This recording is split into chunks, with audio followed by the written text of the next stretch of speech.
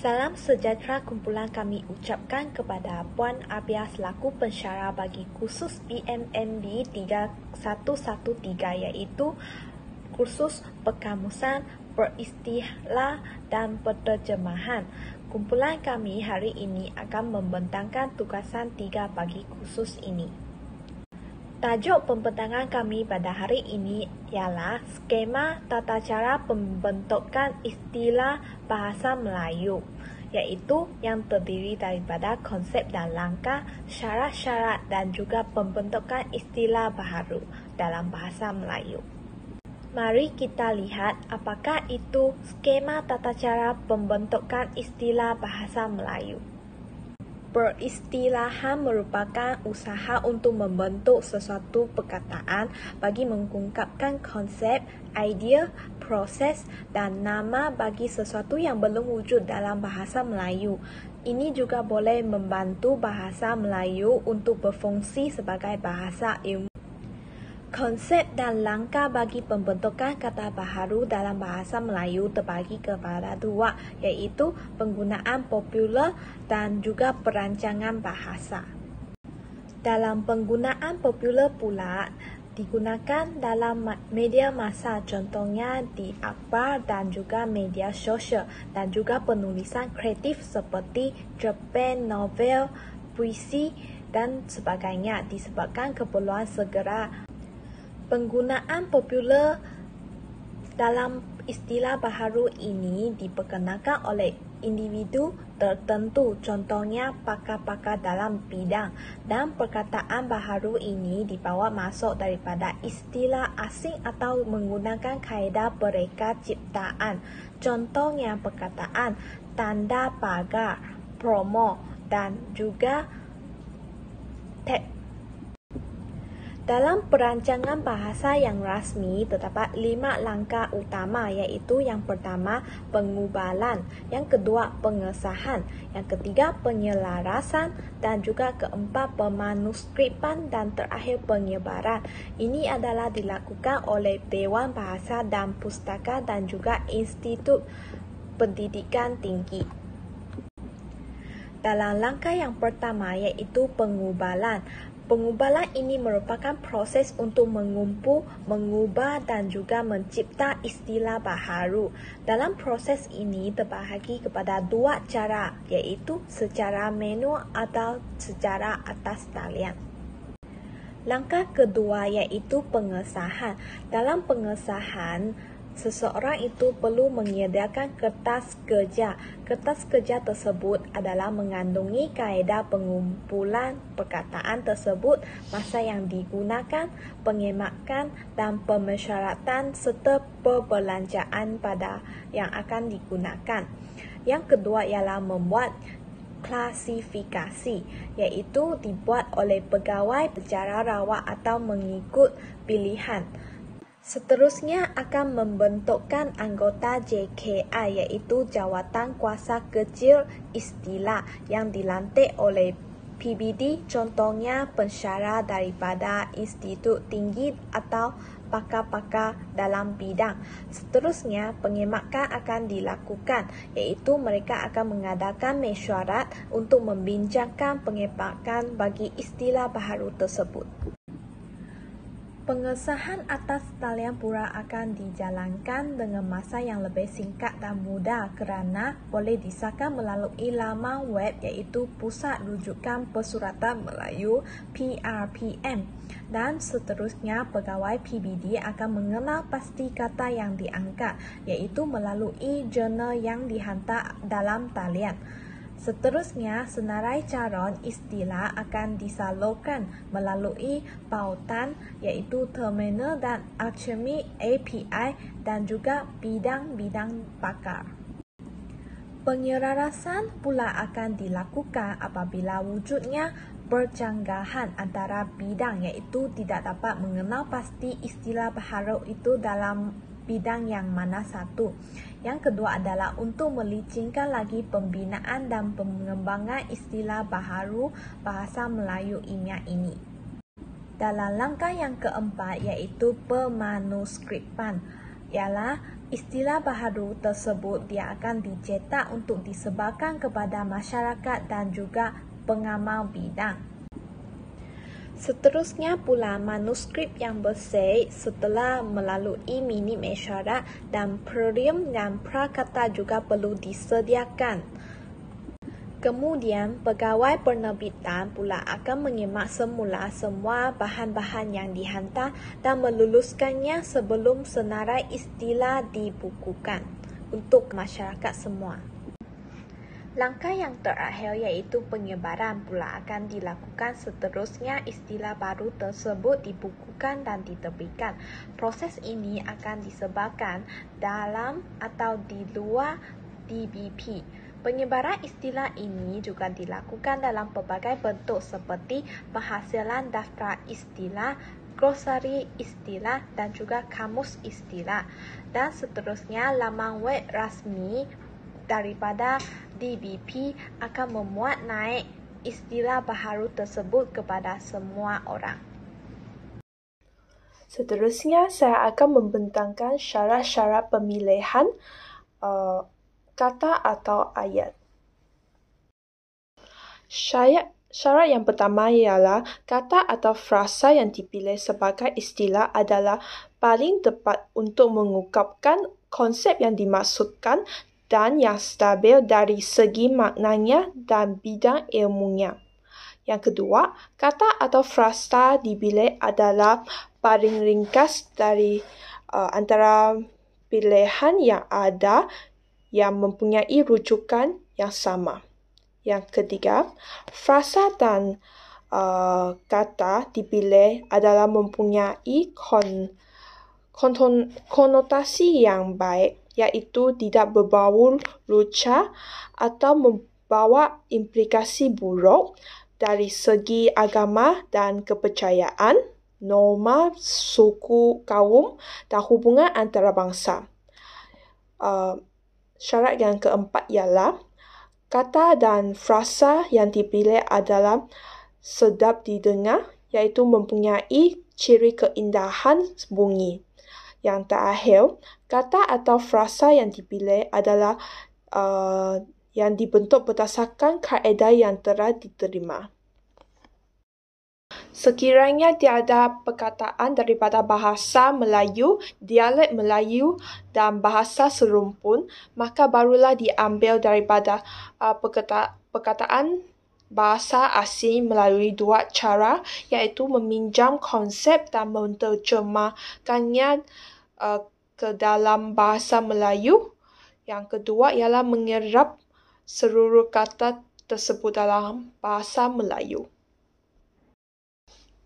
Seterusnya, saya akan menjelaskan penulisan kata istilah. Kata istilah hendaklah daripada ejaan Rumi dalam bahasa sumber tetapi sebutannya disesuaikan dengan sistem bunyi bahasa Melayu. Penulisan ejaan kata-kata pinjaman English dan bahasa-bahasa Eropah yang lain berdasarkan pendomen ejaan umum ejaan Rumi bahasa Melayu pada tahun 2001. Yang dalam bahagian A, penyesuaian ejaan bagi kata-kata pinjaman English dan bahasa-bahasa Eropah yang lain yang ditulis dengan huruf Roman dibuat menurut peraturan penyesuaian huruf. Contohnya, dalam bahasa Inggeris, huruf C atau CC akan ditukarkan kepada dalam bahasa Melayu huruf K. Contohnya, karbon, sebenarnya huruf C dalam bahasa Inggeris ditukarkan kepada karbon dalam bahasa Melayu yang dimulakan dengan huruf K. Sama juga dengan perkataan klasik. Seterusnya, huruf I dalam bahasa Melayu ditukarkan kepada I. Contohnya, beer, B-R-E-E-R ditukarkan kepada B-I-R. Contoh lain ialah jamboree. Ditukarkan kepada jamboree. E ditukarkan kepada I. Seterusnya, huruf UE ditukarkan kepada digugurkan dalam bahasa Melayu, contohnya katalog dan cek. Dalam bahagian B, bagi penyesuaian ejaan daripada bahasa Melayu dan bahasa Eropah lain yang ditulis dengan huruf Roman, yang dipentingkan ialah bentuk ejaan atau bentuk visualnya. Contohnya, perkataan karbon dalam bahasa Inggeris ditukarkan kepada dalam bahasa Melayu karbon. Huruf C ditukarkan kepada huruf K. Seterusnya, kartun. Huruf C-nya juga ditukarkan kepada huruf K dan huruf OO juga ditukarkan kepada huruf U. Sama juga perkataan structure. Huruf C ditukarkan kepada huruf K dan huruf E digugurkan. Dalam bahagian C, kata pinjaman daripada bahasa Inggeris dan bahasa-bahasa Eropah yang lain dikecualikan daripada peraturan sistem keselarasan huruf vokal menurut sistem ejaan baharu. Sebagai contoh, dalam bahasa Inggeris, atom. Sama juga dalam bahasa Melayu atom, hurufnya tidak tukar, juga dengan bonus, dan fossil itu digugurkan satu S. Dalam bahagian D, ejaan gugus konsonan yang terdapat dalam bahasa Inggeris dan bahasa-bahasa Eropah yang lain diterima dan dikekalkan bentuknya ke dalam bahasa Melayu dengan beberapa penyesuaian. Sebagai contoh, perkataan blog di dalam bahasa Inggeris B juga dimulakan dengan huruf BL, tapi dalam bahasa Melayu huruf C dalam perkataan blog akan digugurkan. Kalau perkataan drama, tidak ada perubahan antara bahasa Inggeris dan bahasa Melayu.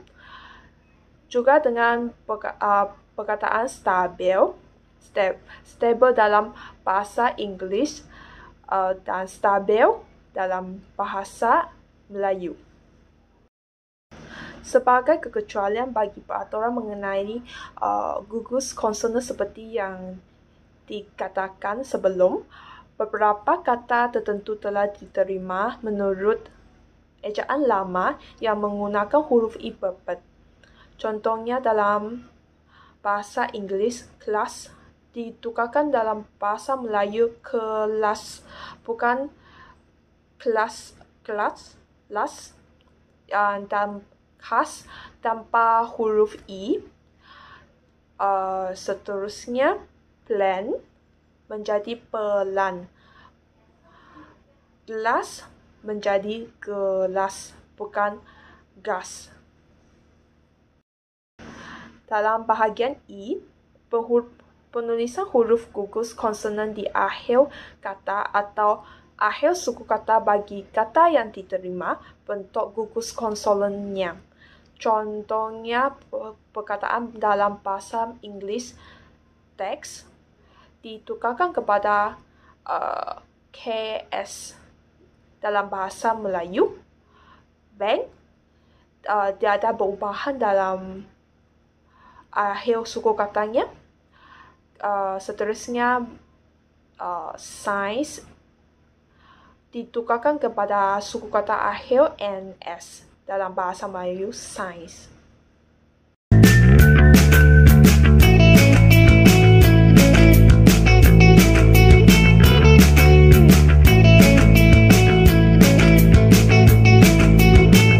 Seterusnya ialah huruf gugus konsonan di akhir kata dalam bahasa Inggeris yang disesuaikan dengan penambahan huruf vokal dalam bahasa Melayu.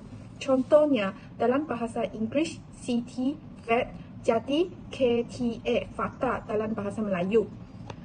Yang kedua, GN paradigm, jadi GNA, paradigma dalam bahasa Melayu. Yang ketiga ialah ISM nasionalis, jadi ISME nasionalisme.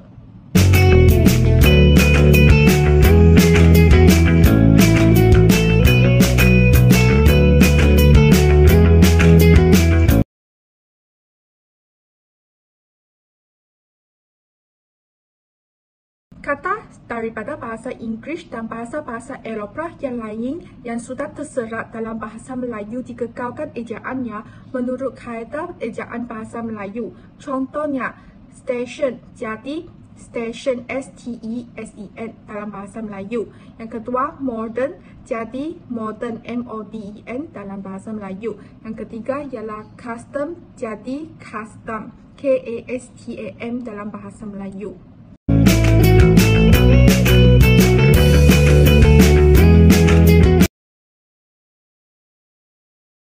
Semua huruf G yang diucapkan J dalam kata atau istilah bahasa Inggeris tetap diterima sebagai huruf G juga dalam bahasa Melayu. Contoh, agenda tetap menjadi agenda dalam bahasa Melayu.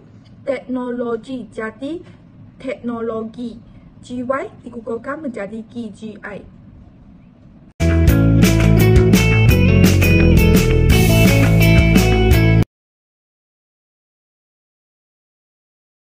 Namun demikian, sebagai kekecualian, huruf G yang diucapkan J menurut sebutan dalam bahasa Inggeris yang disesuaikan menjadi huruf J dalam bahasa Melayu terdapat antaranya pada kata-kata yang berikut. Yang pertama, college, jadi college, KOLEJ dalam bahasa Melayu. Yang kedua, image, jadi image, IMEJ dalam bahasa Melayu.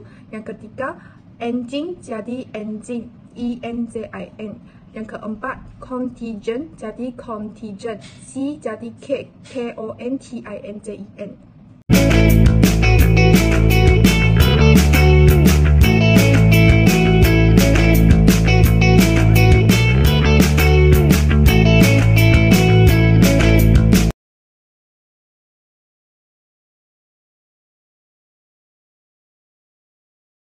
Seterusnya, saya akan menerangkan tentang pembentukan istilah baharu. Pada penghujung akhir tahun 1960-an dan pada awal tahun 1970-an telah disusun semula satu pendoman pembentukan satu istilah baharu yang lebih terperinci. Berdasarkan pendoman yang baharu itu, ada beberapa bahagian yang ditetapkan serta diperluaskan dari segi darsa, cara dan pendoman iaitu: yang pertama, pembentukan istilah baharu hendaklah berdasarkan sikap dan pandangan yang progresif dan fleksibel bagi bahasa Melayu moden. Yang kedua ialah istilah baharu hendaklah yang praktis sama ada dalam bidang ilmu atau masyarakat pemakai bahasa. Yang ketiga, pembentukan istilah baharu dalam semua bidang ilmu atau yang popular hendaklah sentiasa diselaraskan dengan yang dibuat di Indonesia. Yang keempat, istilah baharu hendaklah memperlihatkan kekayaan perbentaharaan kata bahasa Melayu dan yang mempunyai sistem struktur menurut Kudrat Bahasa Melayu Indonesia. Dan yang terakhir ialah istilah ilmu hendaklah seboleh-bolehnya memperlihat bentuk yang jelas dengan istilah asal atau istilah antarabangsa.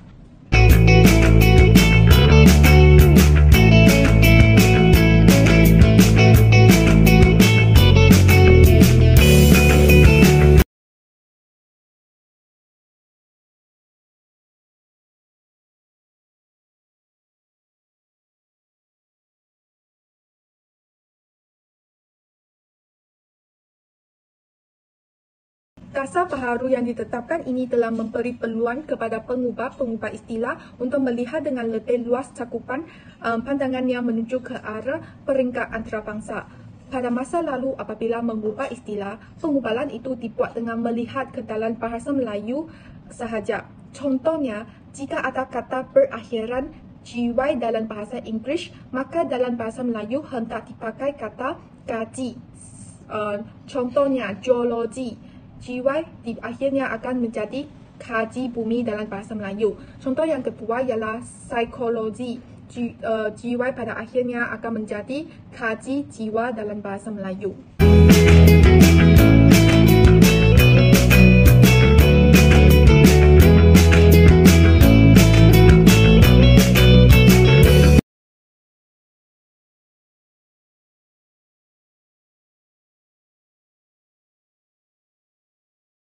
Namun, apabila melihat situasi pembentukan istilah di peringkat antarabangsa, kedudukan istilah dalam bahasa Melayu akan menjadi janggal dalam keadaannya sendiri. Hal ini dikatakan demikian kerana bahasa-bahasa lain di dunia melakukan penyesuaian ejaan dan sebutan dalam bahasa tempatan seperti istilah biologi bagi negara-negara berikut.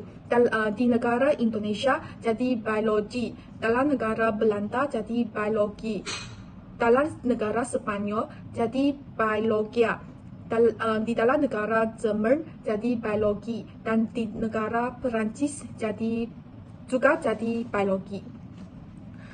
Dalam hal ini, para pengubah istilah di negara ini perlu melihat dengan lebih luas cakupan pandangan yang menuju ke peringkat antarabangsa dan tidak melihat ke dalam bahasa Melayu sahaja. Oleh itu, istilah biologi ini diubah menjadi biologi bagi memperlihatkan bentuk yang jelas dengan istilah asal atau istilah di peringkat antarabangsa.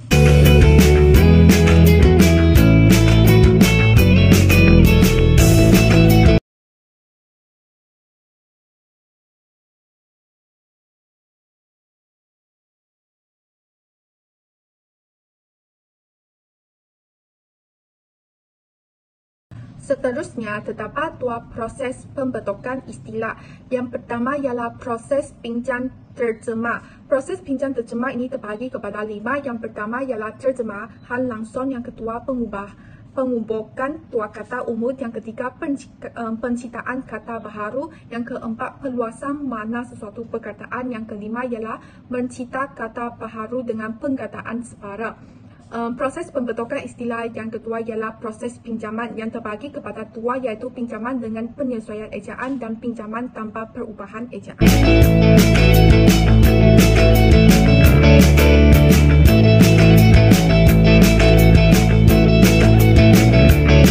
Saya akan menerangkan tentang melalui proses pinjaman terjemah. Yang pertama ialah terjemahan langsung, iaitu contohnya dos dalam bahasa Melayu ialah sukatan, soluble dalam bahasa Melayu ialah larut, resistant dalam bahasa Melayu ialah rintangan. Yang kedua ialah penggabungan dua kata umum, contohnya misibur dalam bahasa Melayu ialah peluru berpantu. Yang kedua, right angle dalam bahasa Melayu ialah sudut tepat. Yang ketiga ialah honeymoon dalam bahasa Melayu ialah bulan madu. Yang ketiga ialah penciptaan kata baharu, contohnya areas dalam bahasa Melayu ialah tunggakan, outlet dalam bahasa Melayu ialah kemas kini.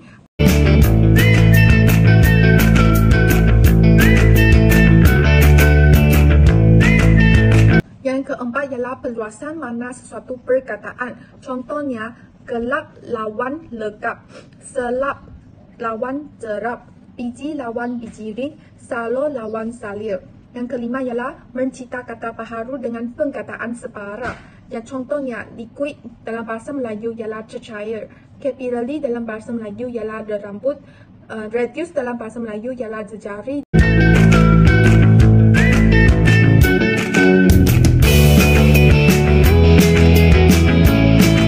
Yang kedua ialah melalui proses pinjaman. Dia terbagi kepada dua. Yang pertama ialah pengambilan dengan perubahan atau penyesuaian ejaan. Contohnya, structure dalam bahasa Melayu ialah struktur, matematik dalam bahasa Melayu ialah matematik, kinetik dalam bahasa Melayu ialah kinetik. Yang kedua ialah pengambilan tanpa perubahan ejaan. Contohnya, magnet dalam bahasa Melayu tetap menjadi magnet, radio dalam bahasa Melayu juga sama radio, bonus dan export juga sama dalam bahasa Melayu iaitu bonus dan export.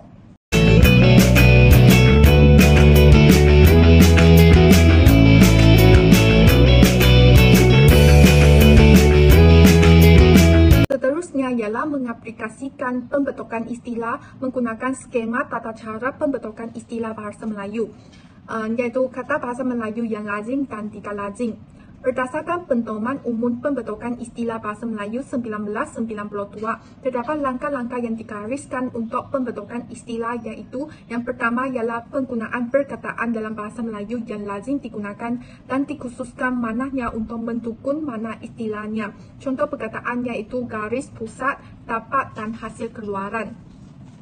Yang kedua ialah penggunaan perkataan dalam bahasa Melayu yang kurang rajin digunakan. Contoh perkataan ialah cerakin, mentap dan kertuhar.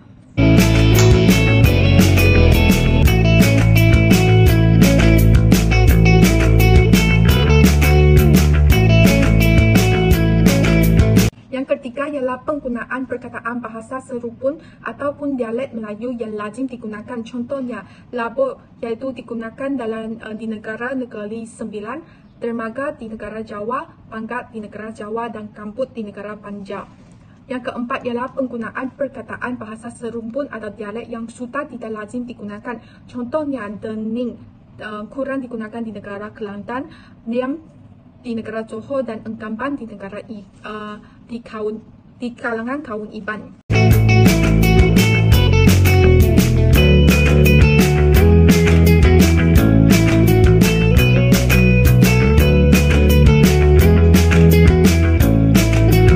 Yang kelima ialah perkataan atau istilah daripada bahasa Inggeris, contoh perkataan atom atau elektron.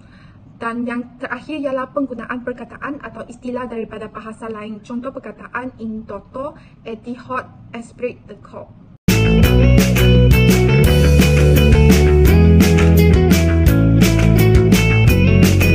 Kesimpulannya, dalam pembentukan istilah yang menggunakan ketujuh-tujuh cara di atas, ada 4 syarat yang perlu dipatuhi. Yang pertama ialah ukapan yang paling singkat. Kedua, ukapan yang maknanya tidak menyimpan. Yang ketiga ialah ukapan yang tidak berkonotasi buruk. Yang keempat ialah ukapan yang sedap didengar.